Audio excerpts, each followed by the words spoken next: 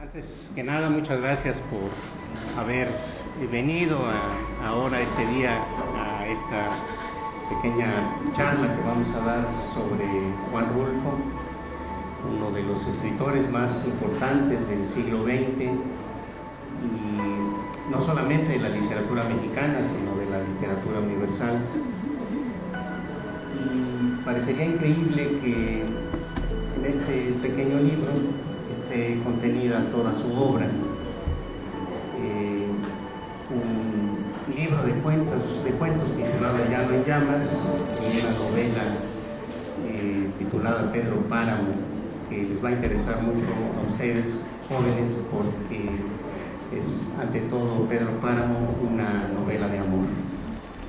Pero a eso volveremos un poquito más tarde. Preparé por ahí un pequeño video para ponerlo durante la plática. Tienen, gracias, por ahí algunas fotos del propio Juan Rulfo. Juan Rulfo fue un gran fotógrafo, una faceta quizá desconocida para muchos, pero él viajó por muchas partes de la República Mexicana cuando fue vendedor de llantas de la Muscari y cuando fue vendedor también de relojes Estilco, era un agente de ventas. Entonces él ahí, sí, está bien, comienza en negro porque es como vamos a ir descubriendo este universo de Juan Rulfo, precisamente de eso se trata la charla.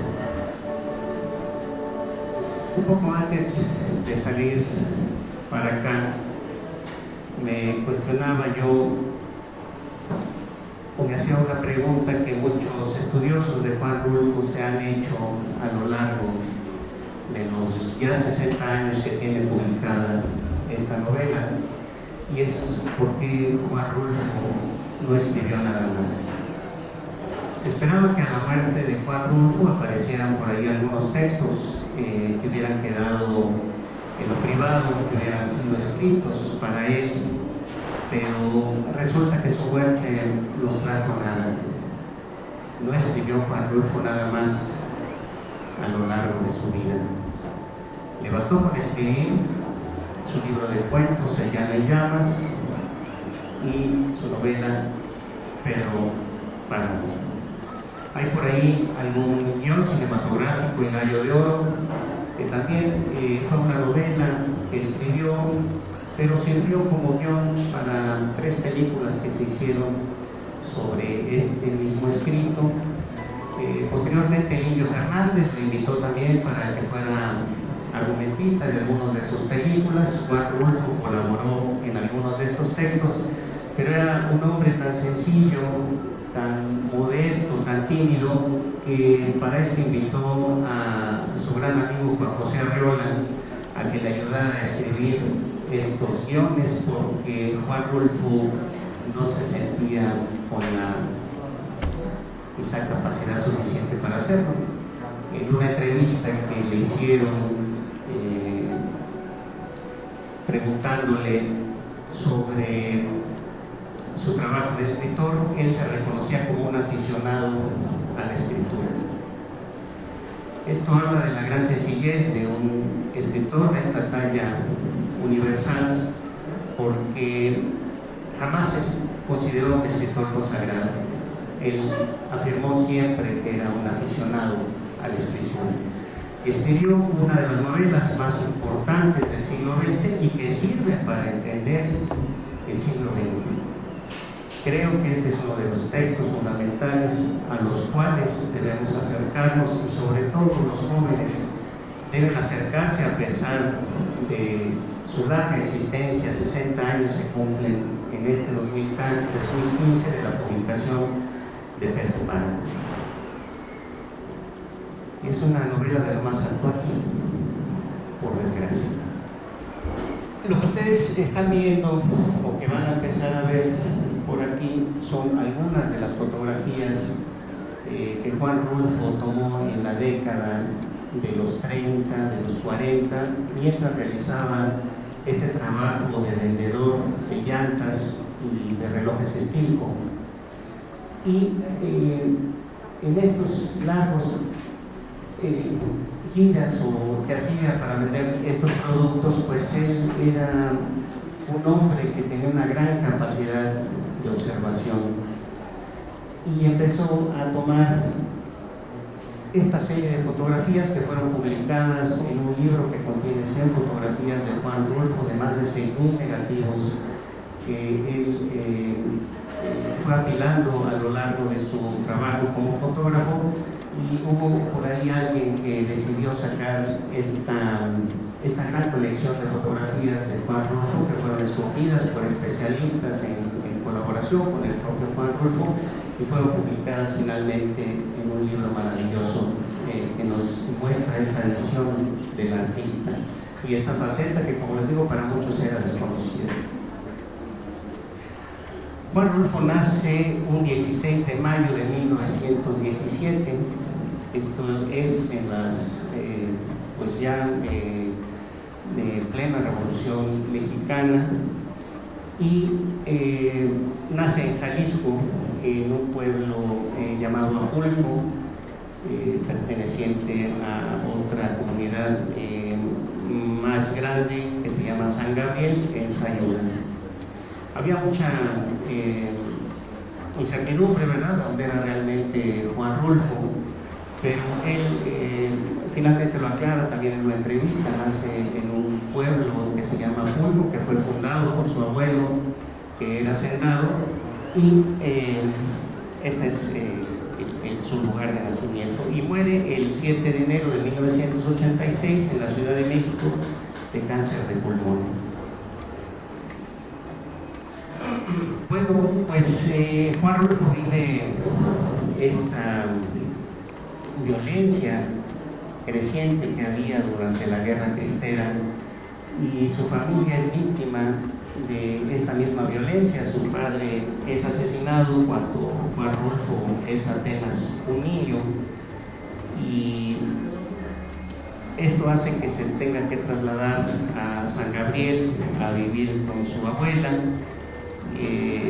Su madre muere poco después de que su padre fue asesinado, y en 1924 lo mandan a un orfanatorio en Guadalajara.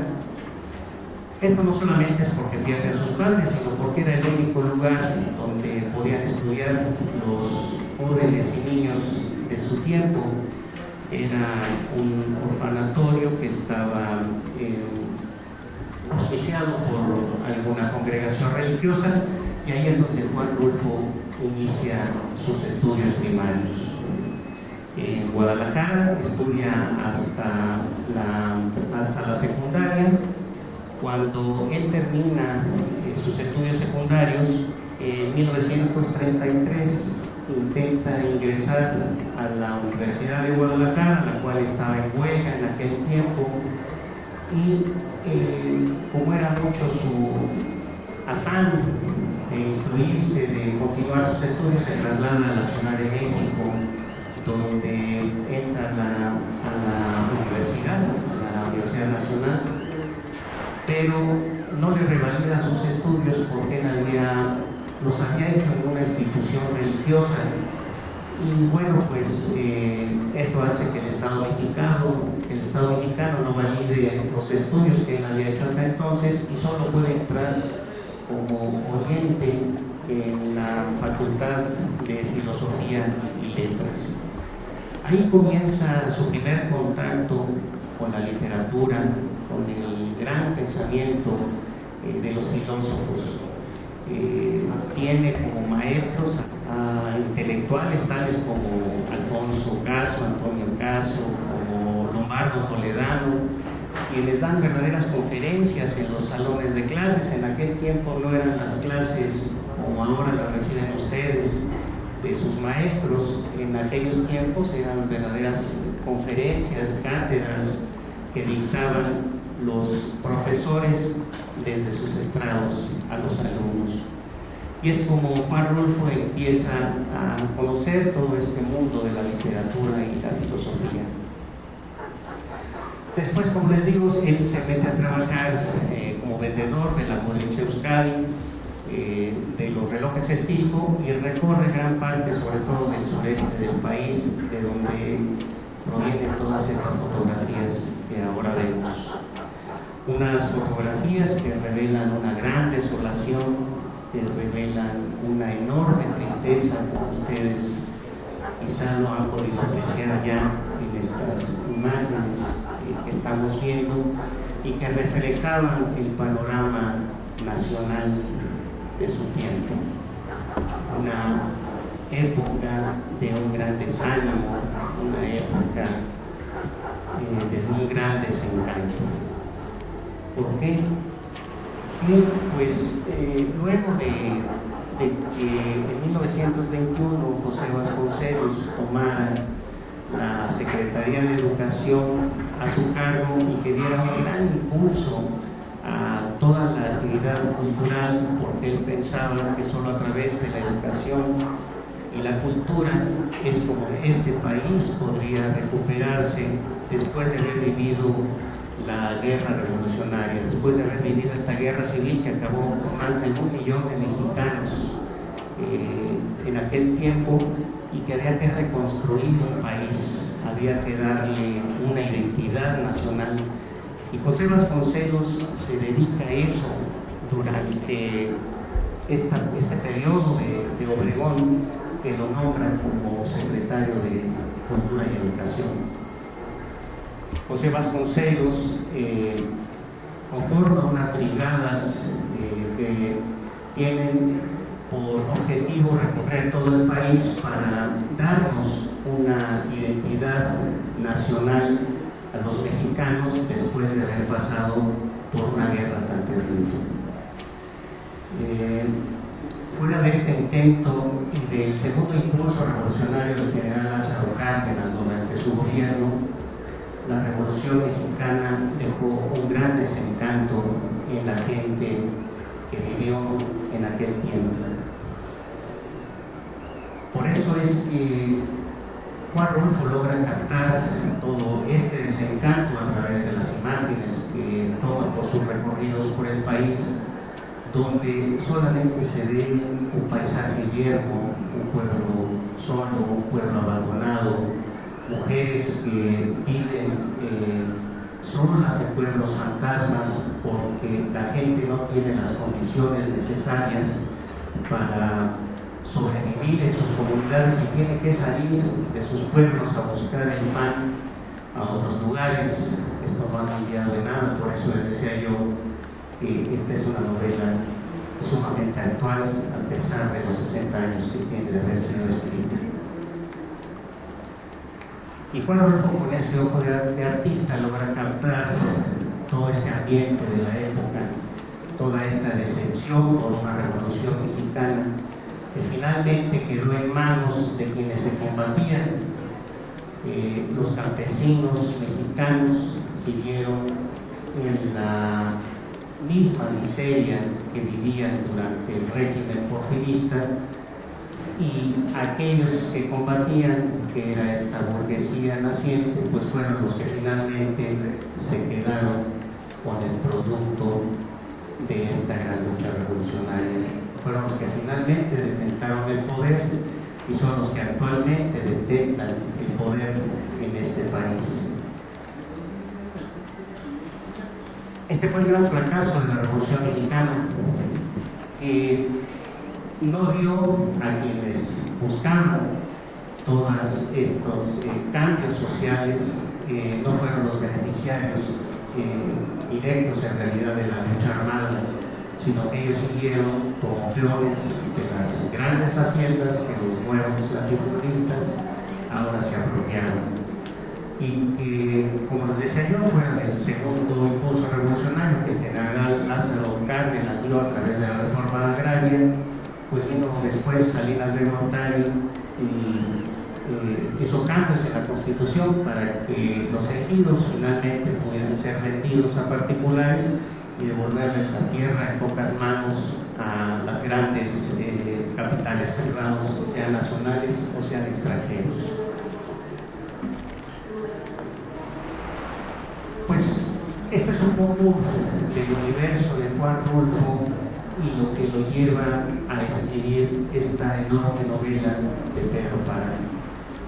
Un México abandonado, un México donde los campesinos eran más pobres quizá de lo que eran durante el Porfiriato, y logra encontrar la manera de decir y de decirnos cómo era el México de su tiempo. Juan Rulfo en diversas entrevistas reconoce que los cuentos que comenzó a escribir los hizo como un ensayo y como una prueba de la novela que él deseaba escribir. Todos los cuentos los hizo en diferente tono porque quería encontrar el lenguaje más apropiado para esa novela que le bullía en la cabeza desde hacía muchos años. Creo que uno de los de las grandes influencias para que conozcamos a Juan Rulfo ha sido pocas veces difundida y poca gente lo sabe. Afortunadamente, Juan Rulfo en una entrevista habló de uno de los escritores que hizo posible que pudiéramos conocer su obra, porque en un origen Juan Rulfo lo que escribía todo lo destruía, y si no ha sido por Efrén Hernández, un escritor que conoció en la Secretaría de Relaciones Exteriores, no recuerdo el nombre de cómo era en ese tiempo el nombre de esta secretaría, ahí lo conoció Juan Rulfo, y Juan Rulfo se quedaba después de sus horas de trabajo a garabatear, dice él, y a escribir esto que él pensaba hacer en una novela, pero le parecía todo muy malo lo que escribía. De hecho, él decía que ni siquiera Pedro Páramo estaba bien escrito, era un hombre muy modesto. Y todo lo que escribía lo destruía, hasta que un día Efrén Hernández lo encontró fuera de su horario de oficina garabateando y le dijo: oiga, ¿usted qué hace aquí? Pues aquí escribiendo algunas cosas, cosas sin importancia. Y Efrén Hernández le preguntó: a ver, déjeme ver, ¿qué escribe? Dijo: oiga, esto vale mucho, esto es digno de publicarse. Y gracias a Efrén Hernández, Juan Rulfo publicó sus primeros 2 cuentos en la revista Pan. A partir de ahí fueron acumulándose los cuentos hasta que se llegó a conformar lo que es el libro de Llano en Llamas. Y Juan Rulfo encontró exactamente el tono de lo que quería decir en un cuento llamado Ruina. Juan Rulfo lo que pretendía era anular el tiempo y el espacio en una novela. Este pensamiento es extraordinario porque es lo que realmente le da vida a una novela, el tiempo y el espacio.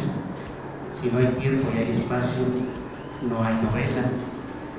Pero Juan Rulfo lo logró con esta maestría, que lo colocó como el escritor más importante del siglo XX de la literatura universal. Yo me preguntaba por qué Juan Rulfo quiso anular el tiempo y el espacio. Eso es algo que creo que ningún escritor ha podido lograr nuevamente. Pero era la única forma que Juan Rulfo tenía para expresar la realidad del pueblo mexicano. Un pueblo mexicano que, a pesar de haber vivido una revolución mexicana, se quedó estancado en el feudalismo, se quedó estancado en esa edad media tardía que los españoles nos trajeron durante la conquista, se quedó estancado en el oscurantismo, en una religión que nos llenó de culpas. No hermano, su novela de Pedro Páramo está llena de culpa en todos sus personajes.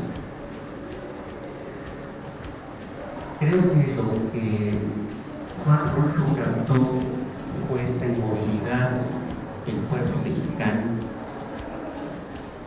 Nos habla de la vida del cacique Pedro Páramo, cuyo nombre es un nombre magistral, creo que es un gran concepto poético, filosófico, literario, el que Juan Rulfo logra captar. Pedro Páramo, la piedra y el desierto. Por eso es que también en este audio que hice, quizás si ponen atención, se escucha el viento del desierto que representa a Pedro Páramo. Y también si ponemos un poco de atención, se oye el ruido del agua que representa a Susana San Juan. Entonces, Pedro Páramo, como les dije, es una gran historia de amor. Es la historia de amor de Pedro Páramo y Susana San Juan. Esperé 30 años a que regresaras. Esperé a tenerlo todo, no solamente algo, sino todo lo que se pudiera desear, para que no hubiera otro deseo más que el deseo de ti. Susana. Es por eso que digo que es una gran historia de amor. Pedro Páramo espera 30 años al amor de su vida, a la mujer que ama desde la infancia. Pedro Páramo es una gran historia de amor, pero una historia de amor fallido. Cuando por fin Susana San Juan puede estar a su lado, Susana San Juan está loca. Y Susana San Juan ni siquiera sabe que está con Pedro Páramo cuando está con Pedro Páramo. Esta es otra de los grandes logros de Juan Rulfo. Pedro Páramo bien podría encarnar a la nación mexicana, a los políticos mexicanos, a quienes detentan el poder en este país que lo han construido a base de sangre y traición, a base de corrupción. Pedro Páramo es un hombre poderoso, es dueño de cuanto puede abarcar la mirada. Pero ha construido ese poder a través de la sangre, a través del robo, a través del engaño, a través de la corrupción, de todo y de todos. Pedro Páramo le basta estirar la mano y tomar a la mujer que desea. Pedro Páramo le basta estirar la mano y matar a quien desee para quedarse con lo que no es de él, con lo que roba para construir este imperio. Y Susana San Juan bien podría significar toda esta esperanza que fue la Revolución Mexicana, toda esta belleza, toda esta vida que el pueblo de México quería obtener a través de un cambio radical de condiciones sociales y económicas, y que no pudo ser, y que terminó perdido en la locura. Todo esto se me ocurre ahora, en realidad por la pregunta que me hice: ¿por qué Juan Rulfo no escribió más, siendo un escritor tan excepcional y tan privilegiado?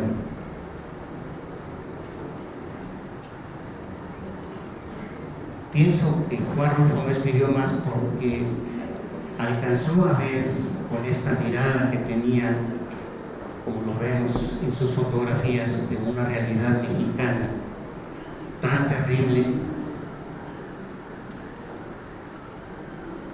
que quizá no quiso seguir más, que quizá fue tan devastador haberse enfrentado a esta realidad de México que se quedó mudo. El Estado mexicano ha sido siempre muy hábil, sobre todo en la época de Juan Rulfo y siempre cooptó a los intelectuales dándoles cargos públicos para silenciarlos. Juan Rulfo no fue la excepción. Juan Rulfo trabajó 20 años en el Instituto Nacional Indigenista, porque fue un cargo que le dio el Estado mexicano. Y fue un cargo que le dio el Estado mexicano no por sus méritos como escritor, porque finalmente destapaba y desnudaba a todo un sistema que traicionó al pueblo de México, sino que le dio este cargo público para callarlo. Porque Juan Rulfo en el Instituto Nacional Indigenista no hacía nada. Ese era su trabajo, no hacer nada. Pese a que hubo 200 ediciones de textos antropológicos durante el tiempo que él fue el director de este instituto, Germán Dehesa pues nos tiene toda esta imagen que podríamos tener del escritor, toda esta aura que se genera alrededor de los grandes artistas. Y Germán Dehesa nos comenta en una conferencia que dictó sobre Juan Rulfo que durante los 20 años que trabajó Juan Rulfo en el Instituto Nacional Indigenista no hizo nada más que jugar dominó y hablar de literatura y de beber alcohol suficiente para soportar esta terrible realidad de México que él pudo atrapar de Pedro Páramo.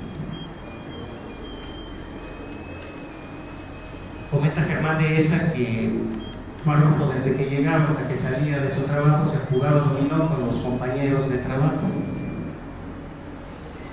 y que una vez llegó un joven director a este Instituto Nacional Indigenista y se molestaba por las carcajadas y risas y el subsonido de las piezas del dominó sobre la mesa, y les pidió que moderaran eso, que dejaran de hacerlo. Y Juan Rulfo era tan ingenioso que hizo un dominó de cartón para que ya no hubiera ruido sobre la mesa y moderaron un poco la risa, pero los juegos de dominó continuaron en el Instituto Nacional Indigenista. Y Germán Dehesa dice: ya se imaginarán por qué están los campesinos o los indígenas como están, porque realmente quien trabaja en estas instituciones pues está ahí porque el Estado mexicano los pone primero para callar esas voces críticas al gobierno de turno, y segundo pues para que estos artistas que el gobierno o que el Estado mexicano coopta pues trabajen por la ideología dominante, trabajen por las ideas del gobierno en turno. Yo en lo particular no creo que Juan Rulfo haya dejado de escribir por esta cooptación del Estado mexicano, sino porque, como les digo, es una realidad tan terrible que se quedó sin palabras. Y todo lo que tuvo que decir del México de los años 50, de esta gran desilusión del pueblo mexicano, de este gran fracaso de la Revolución Mexicana, está contenido en esta enorme novela. ¿Por qué es tan actual? Pues porque las condiciones no han cambiado. Los caciques de antes, de la década de los 30, los caciques del porfiriato son ahora los políticos modernos, son ahora las grandes transnacionales que los tienen sumidos en la misma miseria que dio Juan Rulfo en los años 30 y 40 durante su recorrido por la República Mexicana. Ahora mismo no podemos, la gente que quiera bajar hacia tierra caliente no puede hacerlo, porque hay grupos del crimen organizado que tomaron ahora el papel de estos caciques y a base de sangre y fuego se han apropiado de las propiedades que serían de todos los mexicanos, que serían del pueblo de México. Esta es la terrible realidad que está contenida en Pedro Páramo y que hasta nuestros días nos persigue. Y nos persiguen porque quienes se tentaron o quienes se subieron a la silla presidencial después de la Revolución Mexicana fueron los mismos que se combatían, fueron los mismos agentes de poder que entonces estaban encumbrados por Porfirio Díaz y que al término de la revolución se conforman como esta naciente burguesía que toma el poder y que dirige los destinos de este país, pero sin ningún proyecto de nación. México, salvo los esfuerzos de José Vasconcelos y de Lázaro Cárdenas en su tiempo, no ha tenido un proyecto de nación. Lo que hemos tenido es un proyecto de saqueo de nuestras riquezas. Eso es lo único que hemos podido ver a lo largo de 100 años de la Revolución Mexicana. Por eso es que los jóvenes deberían acercarse hoy más que nunca a la lectura de Pedro Páramo. Por eso hoy más que nunca esta novela es actual y por eso más que nunca esta novela nos refleja la realidad del pueblo mexicano. ¿Por qué hay tantos millones de mexicanos generando riqueza en los Estados Unidos en lugar de que la estén generando en este país? Pues por esa política de saqueo que a partir del triunfo de la Revolución Mexicana se institucionalizó a través de un partido único en el poder. A partir de este grupo de bandidos que se encumbraron después de la revolución y que se repartieron la riqueza de este país como si fuera de ellos y no de la nación y no de todo el pueblo de México. La invitación pues es que se acerquen a esta obra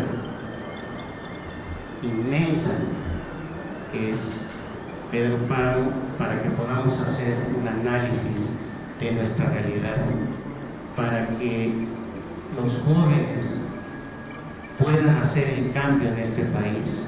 Lo que no haga la sociedad civil organizada, no lo van a hacer los gobiernos de México, porque los gobiernos de México siguen en la misma inercia, son los herederos de aquellos que se encumbraron durante la Revolución Mexicana. Y si no basta nada más que ustedes vayan a la historia y chequen los nombres de quienes ahora intentan el poder, y son los mismos que vienen desde el porfiriato.